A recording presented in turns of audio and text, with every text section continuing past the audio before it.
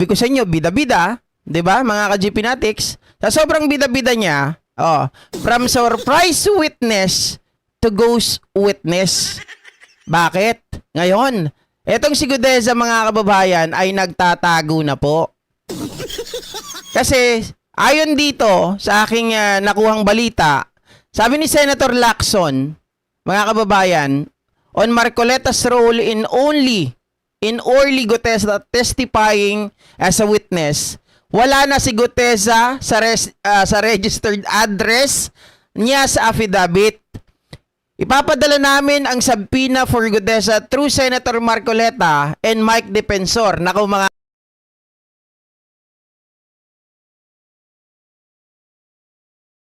Lacson dito. Hindi niya sinasabi na kagagawan nitong si Marcoleta, kagagawan ni Mike Defensor. Pero, mga kababayan, yung pagpapadala ng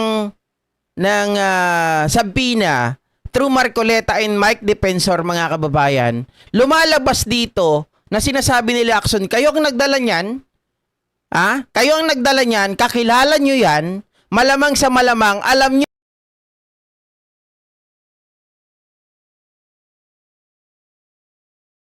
dahil wala nga daw kasi sa address biglang nawala, naglaho chinek ko sa CCTV. Chinek ko CCTV sa Senado nung araw ng pagdinig. Dumating si Gutesa as early 8:27 a.m.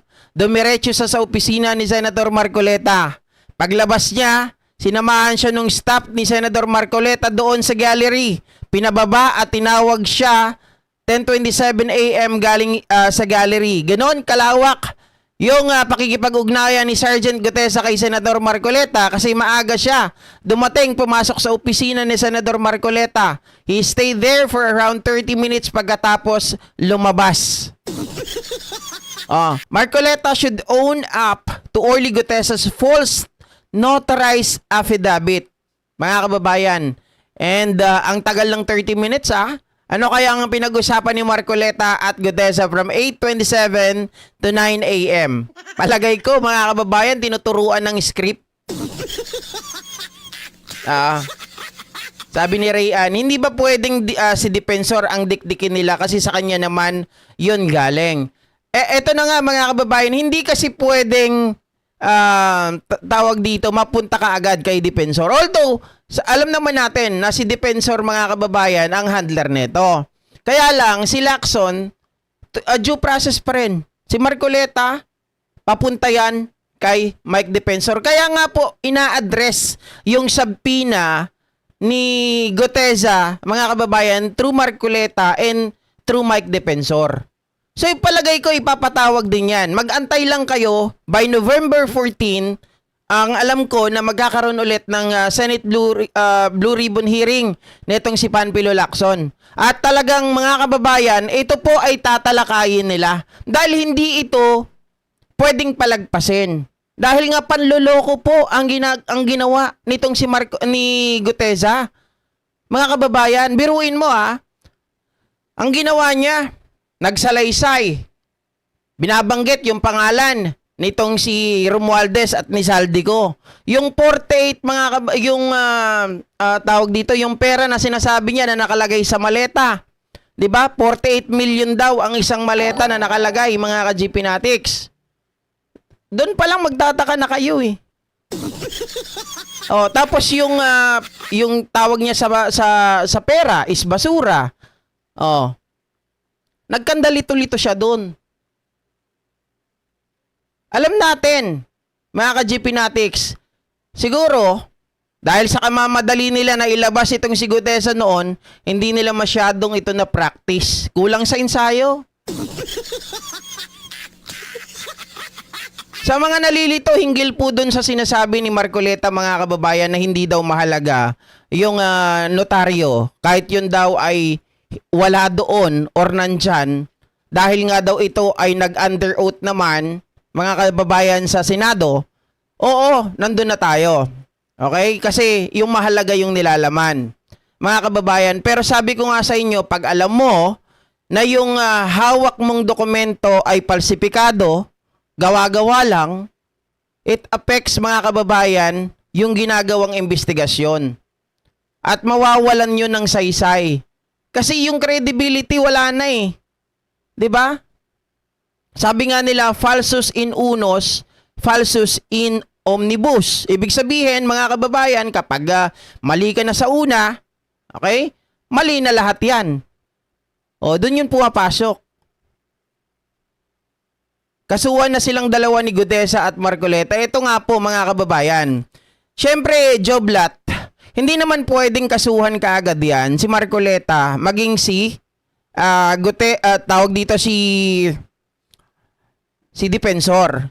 Pero itong si Gutesa, pwede nang kasuhan to. Ang mangyayari kasi dito, kailangan nilang pitpitin itong si Gutesa.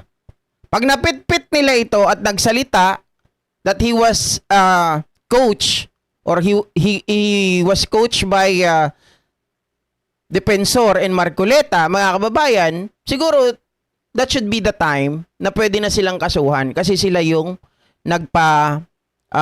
dito, yung nasa likod, 'di ba? Nitong si Gutesa. Hindi tayo pwedeng basta-basta na lang magkaso. Hindi naman tayo kagaya or yung administrasyon na to kagaya ng administrasyon ni Duterte. 'Di ba? Mga kababayan, natataniman ka ng ebidensya. Dito kasi may due process. Kahit alam na natin, mga kababayan, kahit alam na natin na guilty itong mga to, dadaan at dadaan pa rin po sa due process. Yan ang katotohanan. Ganyan talaga ang mangyayari sa taong sinungaling. Maganda buhol-buhol na. 'Di ba, mga kababayan? Kasi nga, bakit magkakanda buhol-buhol? Hindi mo alam yung sinasabi mo. Nanguhula ka lang. At sinasaulo mo yung gusto mong sabihin. Unlike nung ito po ay natural, talagang tumatakbo ito at the back of your head. 'Di ba? Pero kapag ikaw may script, talagang madali kang matuntun, madali kang mabubuking. Nagtatago na po itong si Gutesa, mga kababayan. Pero syempre, sabi ni Lacson, kung nagtatago man yan, ayaw lumabas dahil ito ay lumabas noon sa Senado through Marcoleta and through Dipensor, sila din ang papadalang ko ng sabpina. Mga kababayan. Kasi kailangan din, sabi nila, si Gutesa lang ang naglakas ng loob na i-implicate yung pangalan ni Romualdez maging ni Saldico. Pero, nung pinapatawag ito sa DOJ, ay wala po itong, o hindi po ito nagpakita. Hindi po ito, mga kababayan, pumunta. 'Di ba, antay ng antay noon si Boying Rimulya, pero wala pong Gutesa na lumabas. Kaya nagtataka tayo, ano ka, natatakot ka ba? Sabi mo, sampahan ng kaso, etong si Saldico at itong si Romualdez. And syempre, ang DOJ, mga kababayan, sila ay makakapag-file ng case, kailangan merong testigo. Kailangan yung testigo maimbestigahan. At kailangan, syempre, ma-cross-examine. Baka mamaya, alam na natin, pwedeng kahit sino na lang kasi, pwedeng lumabas eh. So, itong DOJ, yan naman talaga yung process nila. Kailangan ang isang testigo ay dumaan po, mga kababayan, sa cross-examination. Eh bakit hindi nagpakita? Natakot ba to? Kasi ang paliwanag ni Marcoleta ngayon, mga kababayan, bakit hindi daw lumalabas itong si Gutesa? Ayon po. Ayon kay Marcoleta kasi ang ano nila ngayon depensa, meron daw patong na 5 milyon. Yan ang sinasabi. May patong daw na 5 milyon. Ito, pakinggan nyo. Paano kung halimbawa, kasi itinatanggi nga ng abogado, nasa yung nakapirma doon. Sige. Pero kung yun ang practice pala nila, talaga nagnonotaryo sila pero hindi siya pumipirma, at yung nakapirma lang talaga na yun, sa affidavit ni Gutesa, sa lahat ng notaryo nila, yun talaga pumipirma, ano mangyayari? Diyan, magkakaroon siya ng disciplinary problem diyan. Kasi mananagot ka doon sa tinatawag naming SIPRA. SIPRA. Ito yung Code of Professional Responsibility and Accountability. Okay. Mahigpit yun. Banji Asay. Sapagkat nagkulang at nagkasala. Dito maliwanag na kung hindi siya ang pumirma, maliwanag na ang pumirma dyan, staff niya o sekretarya niya. Kasi yung paggamit ng kanyang notarial office, yung kanyang notarial seal, sabi ko nga sa inyo, imposible para kay Gutesa na siya mismo ang magtatatak doon, siya magtatatak ng dry seal at mahahanap niya yung page number, book number, document number. Hindi kaya ng isang nagpapanotaryo yun. Ang nakakakita lamang niyan ay yung staff doon, yung pinagkatiwalaan ng abogado, siyang maglalagay ng mga number na yun. Kaya pinakatama dyan, sabi ko nga, pasasagpin ako yung kanyang notarial register. At kapag ka nag-match, ibig sabihin, galing sa opisina niya talaga, hindi na pinag-uusapan kung ikaw ang pumirma o hindi. Pinayagan mo ang staff mo kung sino man na ipagamit ang iyong notarial office. Teka lang, naputol mga kababayan. Nawala yung video ni Marcoleta na kung saan sinasabi niya, eto daw, si Gutesa ay meron pong patong na 5 milyon. Kaya ayaw daw lumabas.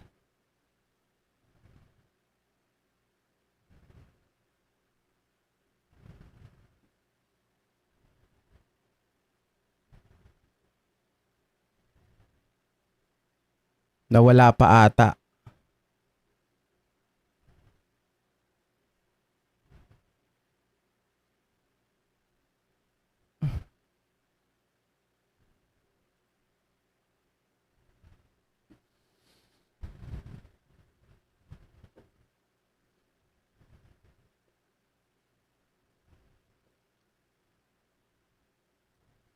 Nawala yung video mga kababayan. Di ko alam kung saan ko nailagay. Pero ang sinasabi nga ni Marcoleta, again mga kababayan, kukwento ko na lang. Sinasabi nito ni si Mr. Piluka, kaya daw ayaw lumabas. Pwede naman daw lumabas. Okay? Sabi niya ganun, pwede naman lumabas yan Basta sisiguraduhin lang nila, mga kababayan, sabi nito sabi niya gano'n, sisiguraduhin lang nila na walang mangyayari dun sa tao. Kasi balibalita namin, meron ng patong na 5 milyon sa ulo nito. Nagtataka ako mga kababayan,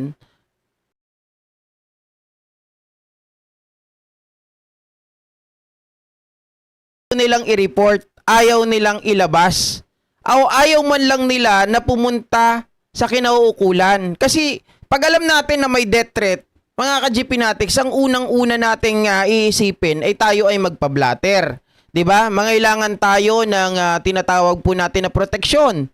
Para halimbawa nagkaroon ng aberya, ay meron tayong hahanapin na ganito, meron akong death threat at halimbawa ito naman ang death threat mga kababayan ay nanggaling sa electronic.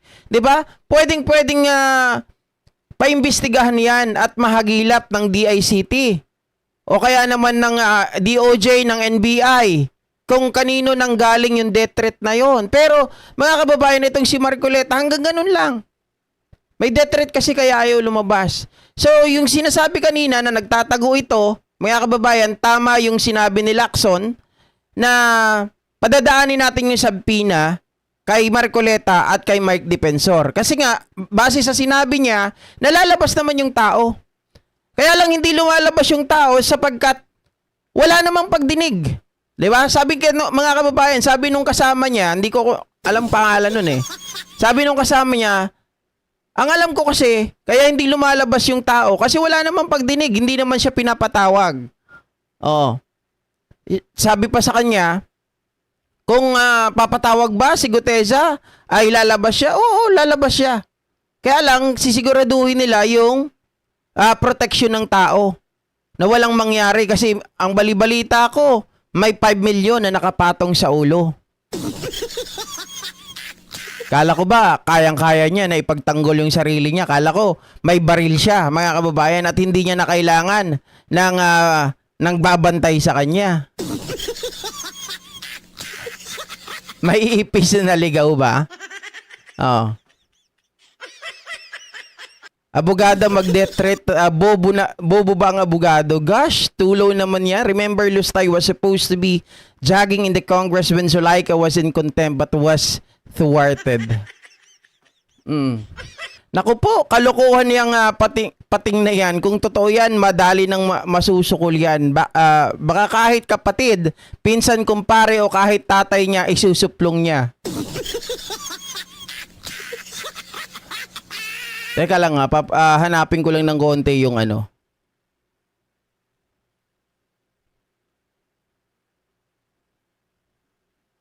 Yung peke, yung pagkakanotaryo, ano ang epekto nun dun sa salaysay? Opo. Oo. Ang magiging epekto niyan, wala na. Bakit?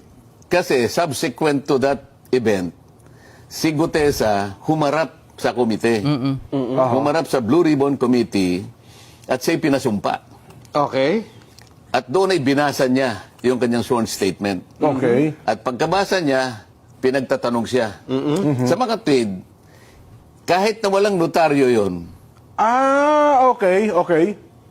kahit walang notaryo yun, hindi nawala yung saysay ng kanyang deklarasyon.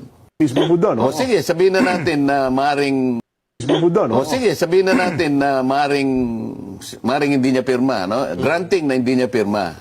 Ganyan nililito nila mga kababayan, yung mga taong bayan. Ngayon, sino ang maglalagay doon sa, kasi yung notaryo sa bandang baba, merong nakalagay doon, doc number, Opo. page number, Yes. book number, series of 2025. Paano niya makikita yung notarial register nung abogadong nagnotarya? Makikita mo niya anong doc number, may lalagay niya kung anong number? Yung page number nung Sige, oo. Ano ang implication, anong epekto noong hindi pala, halimbawa lang, for the sake of argument, na hindi talaga notarized yung peke, yung pagkakanotaryo. Ano ang epekto nun dun sa salaysay? Opo. Oo. Ang magiging epekto niyan, wala na. Bakit? Kasi subsequent to that event, si Gutesa humarap sa komite. Humarap sa Blue Ribbon Committee at siya'y pinasumpa. Okay. At doon ay binasa niya yung kanyang sworn statement. Okay. At pagkabasa niya, pinagtatanong siya. Sa mga tweed, kahit na walang notaryo yon, Okay. kahit walang notaryo yun, hindi nawala yung saysay ng kanyang deklarasyon. Tama yung sinasabi dito ni Marcoleta, pero merong meron ditong bat, okay? Merong pero dito mga kababayan. Yung sinasabi ko nga kanina, if ever na alam ni Gutesa, yung napeke yung dokumento, falsified document yon, mga kababayan, magkakaroon ng implikasyon yung pagdinig, mababaliwala yon. Kung alam naman ni Marcoleta na ito ay falsifikado, mga kababayan, syempre liable din siya doon. Okay? Yun. Pero, ayan, iwanan na natin mga ka-GPnatics. Hindi natin naparinig sa inyo yung sinasabi na mayroon daw patong sa ulo kaya daw hindi lumalabas itong si Gutesa. No? Mga kababayan, pero babawi ko sa susunod kasi na-close ko ata nung nawala yung camera kanina. Okay, so ito naman ang pag-usapan natin mga ka-GPnatics. Ayan. Dahil nga po dyan, itong mag-asawang Diskaya,